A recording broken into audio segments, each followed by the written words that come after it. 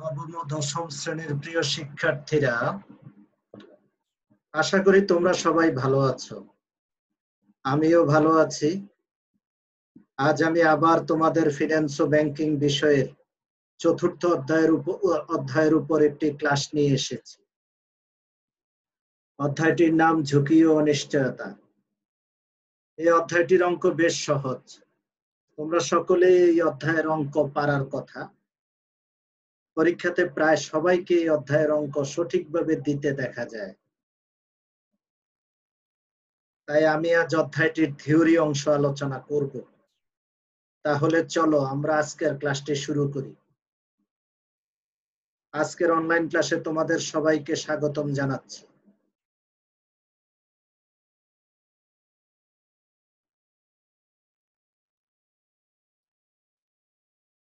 আমি মোহাম্মদ আবুল কালাম আজাদ, সিনিয়র সহকারী শিক্ষক, ব্যবসায় শিক্ষা, Pallabi Majidul Islam model high school, Pallabi Mirpur, Dhaka. আমি আমার মোবাইল নাম্বারটিও দিয়ে দিয়েছি। তোমাদের যদি কোনো প্রশ্ন থাকে, কোনো কিছু জানার থাকে, তাহলে তোমরা আমাকে ইচ্ছা করলে মোবাইলে কল দিয়েও বিভিন্ন বিষয়ে প্রশ্ন করতে পারবে যে কোনো সময়।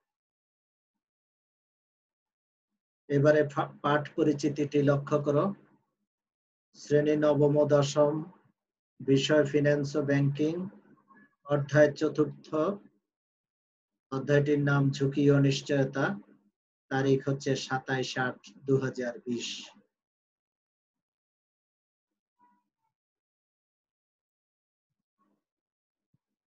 প্রিয় শিক্ষার্থীরা, নিচের ছবিগুলো লক্ষ্য করো। এই যে ছবিটিতে কি দেখা যাচ্ছে? একজন পর্বতারোহী পর্বতে আরোহণ করতেছে। সে পাহাড়ে উঠছে, পর্বতে উঠছে। তারপর আরেকজন তোমার পাহাড় থেকে বা উঁচু একটি জায়গা থেকে সমুদ্রে ঝাঁপ দিচ্ছে। তারপরে দেখা যাচ্ছে একটি লোহার ব্রিজের উপর দিয়ে ট্রেন আসতেছে।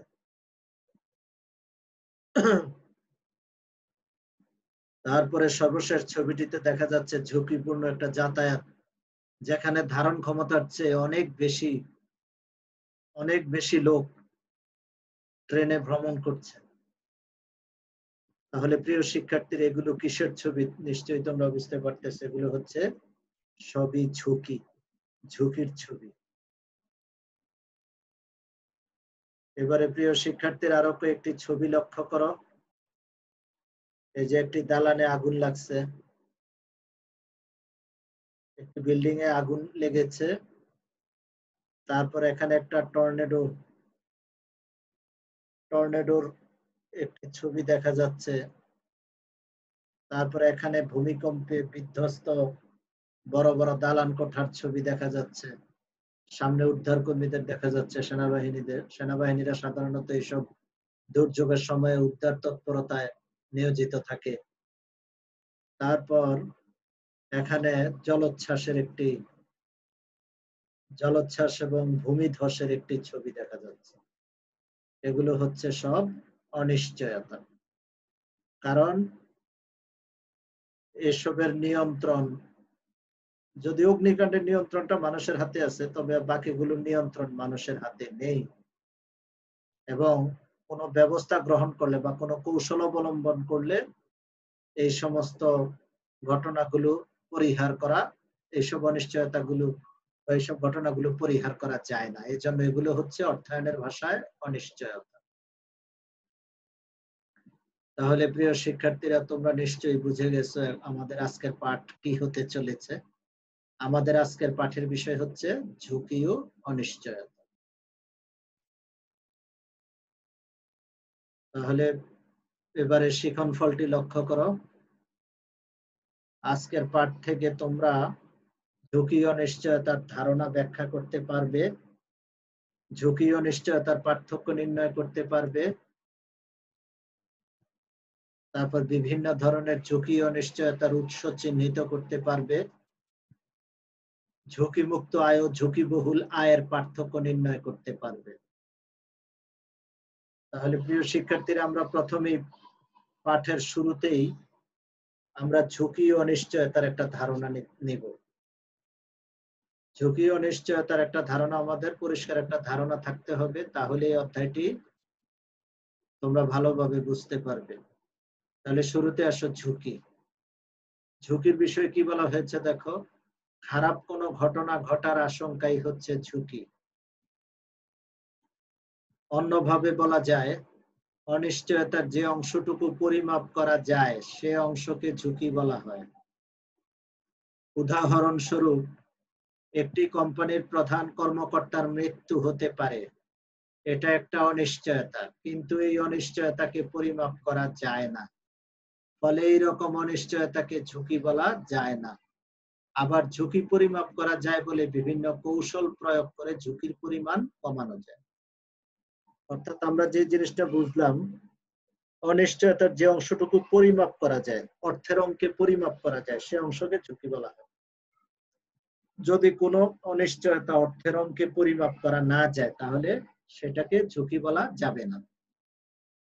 ঝুঁকি হলো অনিশ্চয়তার যে অংশটা অর্থের অঙ্কে পরিমাপ করা যায়, সেটি হচ্ছে ঝুঁকি। আর যেহেতু অর্থের অঙ্কে পরিমাপ করা যায় ঝুঁকি, তাহলে এই ঝুঁকিকে তোমার বিভিন্ন কৌশল প্রয়োগ করে তার পরিমাণ অর্থাৎ ঝুঁকির পরিমাণ কমানো সম্ভব। তাহলে এবারে আসো অনিশ্চয়তা। অনিশ্চয়তা হলো ভবিষ্যতে কোনো একটি ঘটনা ঘটা বা না ঘটার সম্ভাবনাকে যখন গাণিতিকভাবে নির্ণয় করা যায় না, তখন তাকে অনিশ্চয়তা বলে। অনিশ্চয়তাকে বিভিন্ন কৌশল প্রয়োগ করে কমানো বা পরিহার করা যায় না। উদাহরণস্বরূপ, ভূমিকম্পের কারণে কোনো কোম্পানির অফিস দালান ভেঙে যেতে পারে, কিন্তু ভূমিকম্প কোম্পানির নিয়ন্ত্রণে নেই বলে এই অনিশ্চয়তাকে কোম্পানি পরিহার করতে পারে না। তাহলে অনিশ্চয়তাকে গাণিতিকভাবে নির্ণয় করা যায় না বা অর্থের অঙ্কে পরিমাপ করা যায় না, এই জন্য এটা হলো অনিশ্চয়তা। আর যেহেতু এটা অর্থের অঙ্কে পরিমাপ করা যায় না, তাহলে বিভিন্ন কৌশল প্রয়োগ করেও এই অনিশ্চয়তা কমানো বা পরিহার করা সম্ভব হয় না। যেমন ভূমিকম্পের কারণে কোনো কোম্পানির দালান অফিস দালান ভেঙে যেতে পারে, এটা একটা অনিশ্চয়তা, কারণ ভূমিকম্প কোম্পানির নিয়ন্ত্রণে নেই, তাই কোনো ব্যবস্থা গ্রহণ করে বা কোনো পদক্ষেপ বা কৌশল গ্রহণ করে এটা নিয়ন্ত্রণ পরিহার করা সম্ভব হবে না। এই জন্য এটি হচ্ছে অনিশ্চয়তা।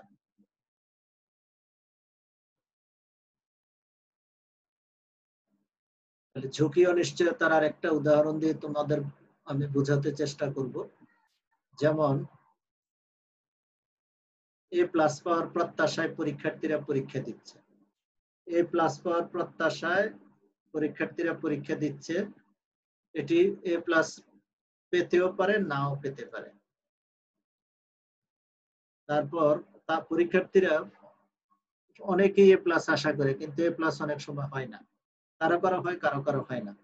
তারপর একজন কৃষক ভালো ফলন পাওয়ার প্রত্যাশায় সে ধান রোপণ করতেছে, সে ভালো ফসল পাবে এই প্রত্যাশায়। তাহলে তাহলে এ প্লাস হতেও পারে, নাও হতে পারে, তাহলে এটা হচ্ছে একটা অনিশ্চয়তা। আর ভালো ফলন অনেক সময় হয়, আবার অনেক সময় হয় না, আবার বিভিন্ন পদক্ষেপ গ্রহণ করলে, ভালো ফসল পাওয়ার ক্ষেত্রে বিভিন্ন পদক্ষেপ গ্রহণ করলে অনেক সময় ভালো ফলন পাওয়া সম্ভব। সেক্ষেত্রে এটাকে বলা হয় ঝুঁকি।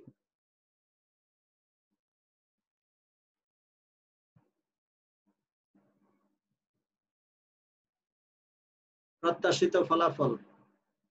আমাদের ঝুঁকির আরেকটি সংজ্ঞা আমরা দেখতে পেয়েছি যে প্রত্যাশিত ফলাফল এবং প্রকৃত ফলাফল ভিন্ন হওয়ার সম্ভাবনাকে ঝুঁকি বলে। তাহলে প্রত্যাশিত ফলাফল এবং প্রকৃত ফলাফল ভিন্ন হওয়ার সম্ভাবনাকে ঝুঁকি বলে।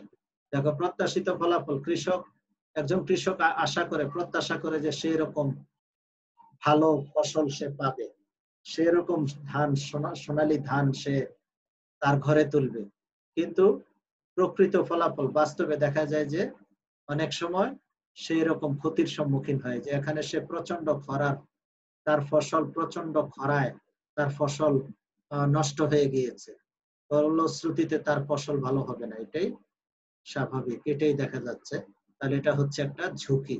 কারণ প্রত্যাশিত ফলাফল প্রকৃত ফলাফল থেকে ভিন্ন হওয়ার সম্ভাবনাই হচ্ছে ঝুঁকি।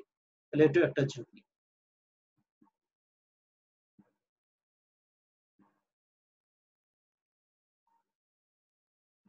তাহলে প্রিয় শিক্ষার্থীরা, এবারে আমরা ঝুঁকি ও নিশ্চয়তার পার্থক্য নির্ণয় করব।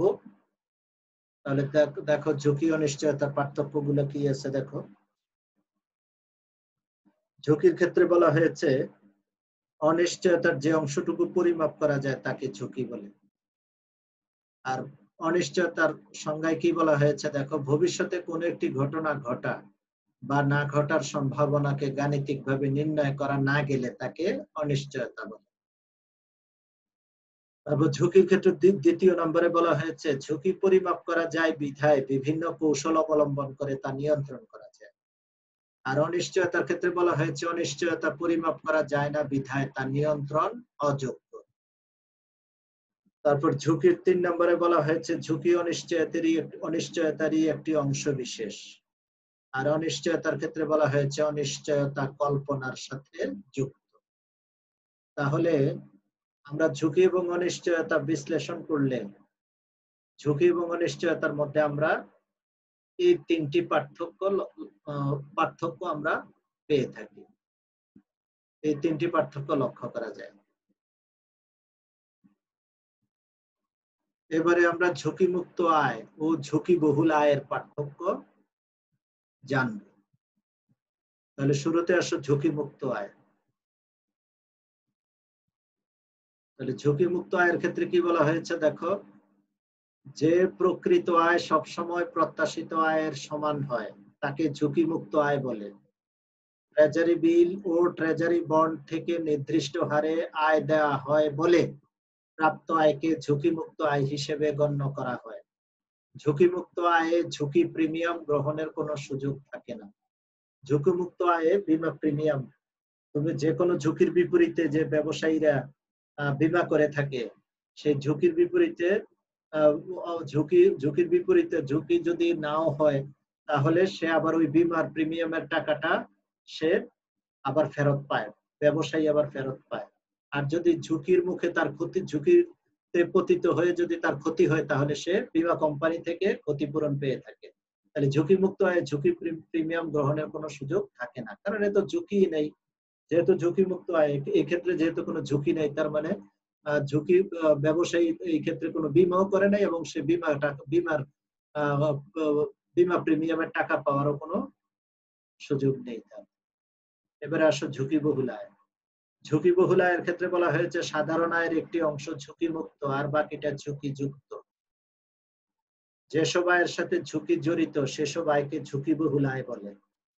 ঝুঁকিবহুল আয়ের ক্ষেত্রে ঝুঁকি প্রিমিয়াম পাওয়া যায়, অর্থাৎ ওই ঝুঁকির বিপরীতে যেই বীমা করা হয়েছে, ঝুঁকির বিপরীতে ব্যবসায়ী যে বীমা করেছে সেই বীমা কোম্পানি থেকে সে ঝুঁকির বিপরীতে তার যদি ঝুঁকির মুখে তার যদি কোনো ক্ষতি নাও হয়ে থাকে তারপরেও সে যে বীমা প্রিমিয়াম পরিশোধ করেছে ঝুঁকির বিপরীতে সেই বীমা প্রিমিয়ামের টাকা সে পাবে।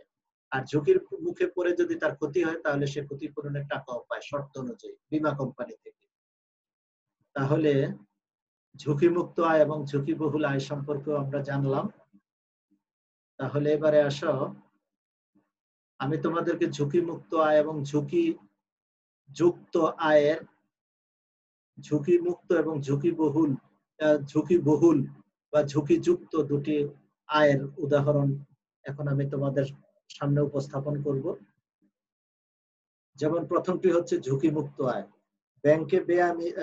ব্যাংকে মেয়াদি আমানত ঝুঁকিমুক্ত আয়, কারণ এতে আয়ের পরিমাণ নির্দিষ্ট। ব্যাংকে যদি তুমি মেয়াদি আমানত রাখো, যেমন তোমার মনে করো 3 বছর বা 5 বছর বা 10 বছর এরকম কোন মেয়াদি আমানত যদি তুমি রাখো, একটি নির্দিষ্ট অ্যামাউন্ট যদি তুমি মেয়াদি আমানতে রাখো, যেমন অনেকে 3 বছরের ইয়াতে তোমার স্কিমে রাখে, কেউ 5 বছরের মেয়াদে রাখে, কেউ 10 বছর মেয়াদে রাখে। যেমন এই যে এখানে দেখা যাচ্ছে 3 গুণ বেনিফিট স্কিম, 9.5 বছরে 3 গুণ। তুমি যদি দেখা গেছে 1 লাখ টাকা রাখো তাহলে 9.5 বছরে তুমি 3 লক্ষ টাকা পাবে। তাহলে এই আয়টা হচ্ছে তোমার ঝুঁকিমুক্ত, কারণ এটার আয়ের পরিমাণটা নির্দিষ্ট। ব্যাংকে এই ধরনের স্কিম চালু থাকে, এক এক ব্যাংকে এক এক রকমের স্কিম চালু থাকে। অনেকে এরকম 3 বছর, 5 বছর, 10 বছর এরকম মেয়াদি স্কিম চালু থাকে। এগুলাতে অনেকে তোমার আমানত রেখে তারা অনেকে দ্বিগুণ দেয়, অনেকে 3 গুণ দেয়। কোন ব্যাংক এক এক স্কিমে এক এক নিয়ম। তাহলে এই আমানতের বিপরীতে আয়টা হলো নির্দিষ্ট, এই কারণে এটাকে বলা হয় ঝুঁকিমুক্ত আয়। আর শেয়ার বাজারে বিনিয়োগ ঝুঁকিবহুল, কারণ এতে লভ্যাংশ প্রাপ্তিতে নিশ্চয়তা নাই। শেয়ার বাজারে বিনিয়োগ করলে লাভও হতে পারে, লসও হতে পারে তোমার। এই জন্য এটার আয়ের কোনো লভ্যাংশ প্রাপ্তিতে কোনো নিশ্চয়তা নাই, এই কারণে শেয়ার বাজারে বিনিয়োগ হলো ঝুঁকিবহুল আয়। তারপরে প্রিয় শিক্ষার্থীরা, এবার আমি তোমাদের ছোট ছোট কিছু প্রশ্নের মাধ্যমে মূল্যায়ন করতে চাই। তোমরা এই পাঠ থেকে কি শিখতে পারলে আমি জানতে চাই। যদিও তোমাদের কাছ থেকে সরাসরি আমি প্রশ্নগুলোর উত্তর পাওয়া সম্ভব নয়, তাহলে তোমরা প্রশ্নগুলো দেখো এবং উত্তরগুলো দেওয়ার চেষ্টা করো। আমি এই ক্ষেত্রে তোমাদের কিছু সহায়তা করব, সাহায্য করব, তোমরা চেষ্টা করো। প্রথম প্রশ্নটি হচ্ছে প্রত্যাশার বাহিরে কোনো কিছু ঘটার সম্ভাবনাকে কি বলে? তাহলে 2 নম্বর প্রশ্নটি হচ্ছে আদর্শ বিচ্যুতি কি? 3 নম্বর প্রশ্ন হলো ব্যাংকের মেয়াদি আমানত থেকে প্রাপ্ত আয় কি ধরনের আয়? 4 নম্বর প্রশ্ন কোম্পানি কি পরিহার করতে পারে না? 5 নম্বর প্রশ্ন কোন কারবারের তারল্য ঝুঁকি বেশি? তাহলে প্রিয় শিক্ষার্থীরা, আমি 5টি প্রশ্ন তোমাদের সামনে উপস্থাপন করলাম। এবারে তোমরা এগুলোর উত্তরগুলো মিলিয়ে নাও, দেখো তোমরা যা জানো আমার সাথে মিলে কিনা। প্রথম প্রশ্নটি হচ্ছে প্রত্যাশার বাহিরে কোনো কিছু ঘটার সম্ভাবনাকে কি বলে? প্রত্যাশার বাহিরে কোনো কিছু ঘটার সম্ভাবনাকে ঝুঁকি বলে। 2 নম্বর প্রশ্ন হলো আদর্শ বিচ্যুতি কি? আদর্শ বিচ্যুতি হচ্ছে ঝুঁকি পরিমাপের একটি পরিসংখ্যানিক পদ্ধতি। আদর্শ বিচ্যুতি হচ্ছে ঝুঁকি পরিমাপের একটি পরিসংখ্যানিক পদ্ধতি। 3 নম্বর প্রশ্নটি হচ্ছে ব্যাংকের মেয়াদি আমানত থেকে প্রাপ্ত আয় কি ধরনের আয়? ব্যাংকের মেয়াদি আমানত থেকে প্রাপ্ত আয় হলো ঝুঁকিমুক্ত আয়। কোম্পানি কি পরিহার করতে পারে না? কোম্পানি ঝুঁকি পরিহার করতে পারে না। কোম্পানি কি পরিহার করতে পারে না? কোম্পানি ঝুঁকি না, কোম্পানি হলো বিভিন্ন পদক্ষেপ গ্রহণ করলে ঝুঁকি পরিহার করা যায়। কোম্পানি অনিশ্চয়তা পরিহার করতে পারে না। এটা হবে কোম্পানি অনিশ্চয়তা পরিহার করতে পারে না। তারপরে 5 নম্বর প্রশ্নটি হচ্ছে কোন কারবারের তারল্য ঝুঁকি বেশি? এক মালিকানা ও অংশীদারি কারবারের তারল্য ঝুঁকি বেশি, কারণ এক মালিকানা কারবারের মালিক অনলি একজন, আর অংশীদারি কারবারের মালিক থাকে কয়েকজন। এই ক্ষেত্রে একজনের বা কয়েকজনের আর্থিক সামর্থ্য স্বাভাবিকভাবেই সীমাবদ্ধ থাকে, তাহলে বা সীমিত থাকে। এই কারণে কারবারের যদি বা ব্যবসায়ের প্রয়োজনে যদি অধিক টাকার প্রয়োজন পায়, অধিক হয় বা অধিক মূলধনের প্রয়োজন হয় কোনো কারণে, তখন তোমার এক মালিকানা কারবারের একজন মালিক, অংশীদারি কারবারের কয়েকজন মালিকের পক্ষে তোমার বেশি পরিমাণে অর্থ সরবরাহ করা বা পুঁজি সরবরাহ করা সম্ভব হয় না। এই কারণে এক মালিকানা কারবার এবং অংশীদারি কারবারে তারল্য ঝুঁকি বেশি হয়ে যায়। তাহলে এবার প্রিয় শিক্ষার্থীরা, তোমরা ঝটপট বাড়ির কাজটি লিখে ফেলো। স্কুল ছুটির পর তোমরা এই বাড়ির কাজগুলো আমাকে দেখাবে। আজকের বাড়ির কাজটি হচ্ছে ব্যবসায়ের ক্ষেত্রে যে কোনো সিদ্ধান্ত নেওয়ার আগে ঝুঁকি নিরূপণ করা কতটুকু গুরুত্বপূর্ণ তা মূল্যায়ন করো। তাহলে বাড়ির কাজটি তোমরা লিখে নাও ঝটপট। ব্যবসায়ের ক্ষেত্রে যে কোনো সিদ্ধান্ত নেওয়ার আগে ঝুঁকি নিরূপণ করা কতটুকু গুরুত্বপূর্ণ তা মূল্যায়ন করো।